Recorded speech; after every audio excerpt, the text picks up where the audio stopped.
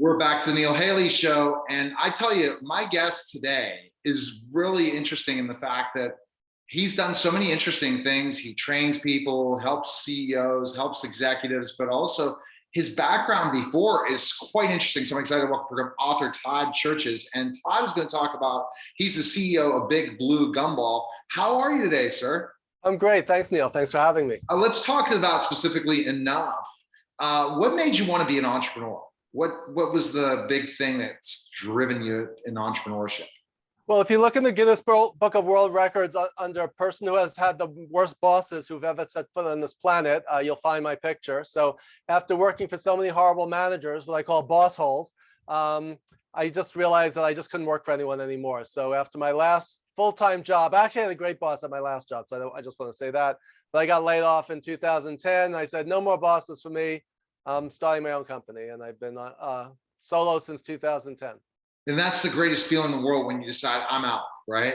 That's it. Yeah, it was hard. It's scary because there's no paycheck, there's no benefits. It's like, sink or swim, and sell or you don't eat. So it's right. It's a constant, and that's the fun part. Once you get used to it, because at least you're not relying on a paycheck. You say, you know what, I got to go out and continue to serve my clients well, and find new people and find interesting people. And I think first it's scary to people, but once you're in control of it, it's fun.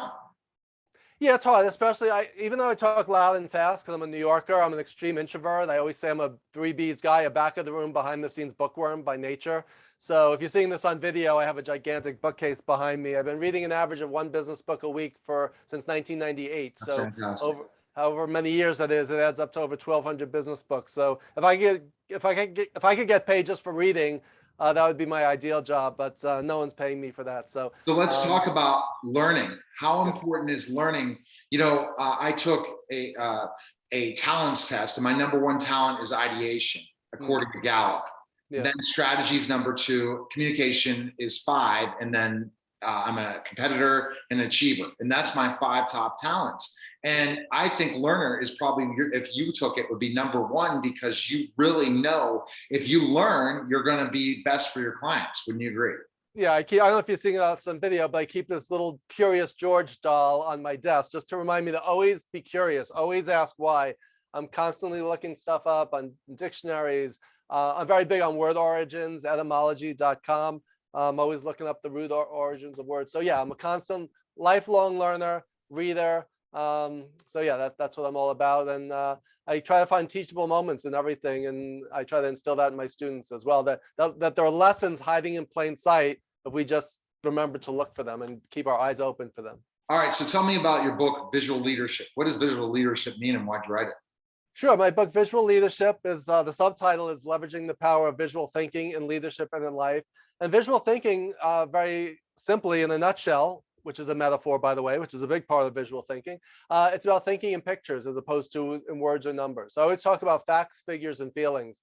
Facts is information, figures are numbers, feelings are emotions. People make decisions or are influenced by emotions and feelings, not by facts and figures. But when you combine all 3 together, facts, figures, and feelings, that's how you can communicate, get ideas out there, and influence people. So if you want to be a thought leader, you need to think about not only the thought part, which is the ideas and the ideation, but the leadership part, which is about influencing, getting your ideas out there into the world in an effective way. So my catchphrase is, how do you get people to see what you're saying? How do you get an idea out of your head and into someone else's? And you could do that through using my visual thinking and visual communication techniques that I talk about in the book, and in my TED Talk on the power of visual thinking. And so I'm still going to ask a follow-up question about visual thinking. Give me an example of visual thinking. Sure. I break it down into 4 categories. Category 1 is using visual imagery, which is pictures and or drawing, right? So, they're saying a picture is worth 1,000 words. If I explain something to you, that's one thing. If I show it to you, that's another thing. So it's show, don't tell. So if you think about show and tell, going back to grade school, that's what it's about. So one is using visual imagery, pictures, and drawing, if appropriate. Category 2 is using mental models and frameworks. We always talk about thinking outside the box, but you can't think outside the box until you have a box and something in it. So the world is messy and complex. If we could find a way to put things into categories and create processes and structures and systems, then we could see things more clearly and find other so out of the box solutions that maybe we hadn't thought about. So those are categories 1 and 2. Category 3 is using metaphors and analogies, saying something is like something else. If I say to you, Neil, I'm talking about all this today during the show, but this is just the tip of the iceberg, right?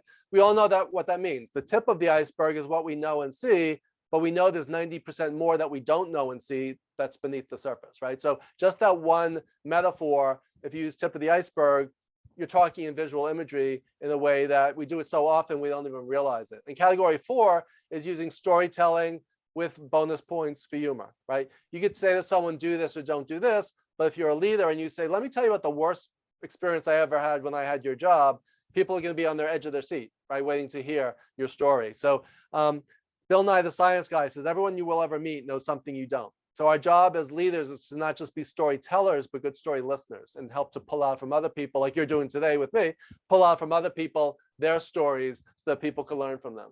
Exactly. And that's interesting that that's part of visual leadership. And the type of people that you see that really are lacking visual leadership, who do you think it is? It's more the CEO type? Is it the solopreneur? What do you see with visual? Yeah, I think in the 4 categories, some people gravitate more towards the visual that we take into our eye, but I also say you can see things through your ear.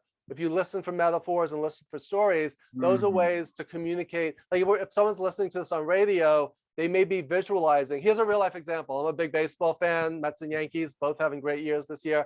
I know. Sometimes I'm listening to the game in the car and I'll hear the announcer, John Sterling, will say something. I'll say to my wife who's driving, I'll say, wow, did you see that play? And she said, where? Like on the radio. I'm watching the game in my head. Yeah. I know what right? I watch it in my head almost as if I'm watching it on TV. That's a great example of visual thinking, right? Shakespeare in Hamlet, when Hamlet said, I think I see my father. I love it. He saw the ghost of his father in his mind's eye. What does it mean to see something in your mind's eye? Shakespeare coined that phrase, right? So we could see something with our physical eye, but we could also see something in our mind's eye. And that's where you're listening to the person and trying to draw out specific things. When I talk to my clients and I come up with a brand story or certain things, I listen and say, oh, I'm visually coming up with an idea. And then that's where you use visual leadership when you're taking notes in your head, right? I don't have questions prepared. I have certain questions and I lead based on answers. And then I want to tell a story. And then I'm able to come up with the next by formulating things all through my head in a story. So that's visual leadership. Interesting thing. Because a lot of people, if they're listening or not based on the answer of your question, right? You're able to, because of your expertise in visual leadership, say, hey, I just answered that question, or I just explained something to them and they didn't get it. They're not using visual leadership.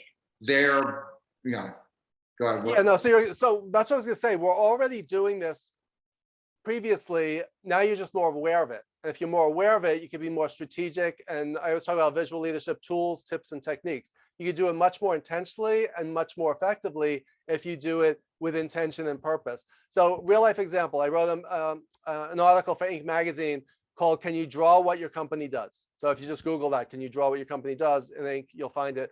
So the exercise is I have people get up to a whiteboard or flip chart and they have to draw, and without speaking, draw what it is that your company does. How do you explain what you do and how you're better than the competition? One guy, this was a pharmaceutical company, a sales guy drew a big whale eating all these little goldfish. He said, this is us eating up the competition. But the vice president said, this is not accurate because some of our competitors are bigger than us. So it's not like they're goldfish and we're whales. It's more like, and he thought for a second, he said, it's more like they're sharks and we're a dolphin. And here's why. They just want to bite off the business and leave the customer bleeding dry and swim away. We're dolphin. We're smart. We're communicative. We're funny. We're fun. We're cuddly. We're friendly. So we had a whole debate and discussion about what kind of fish or mammal or whatever they were. But once they identified the dolphin as their mascot and their brand, then they say, how can we be more dolphin-like as opposed to more shark-like? That's our competitive advantage. So just in that one story I just told, I'm sure you could picture it in your mind. And it helped them to redefine who they were and how they wanted to interact with their clients. So that's and you just given me on the cusp just a little bit of what visual leadership is. But the best piece, people purchase your book. So where can they go to purchase the book and learn more about you? Where can they go, Tom? Sure, anywhere. Go to toddcherches.com if you want to see my TED Talk and learn more about my book, or you could just go right to Amazon. And it's Visual Leadership, one word with a single shared capital L. And the reason being is for that word, which I have a patent on now, is that who you are and how you lead is inseparable from the lens through which you see the world. All right. Well, fantastic. We appreciate it, Todd. I'm interested now. I'm going to always think, well, what is, when I'm visually thinking things, I'm going to think of Todd Cherches. There you go. By coining that phrase, by getting that visual leadership, that's yours. That's your baby, and no one else should take it. I appreciate it, Todd. Thanks for stopping by. Thanks for having me, Neil. You're listening and watching The Neil Haley Show. We'll be back in just a moment.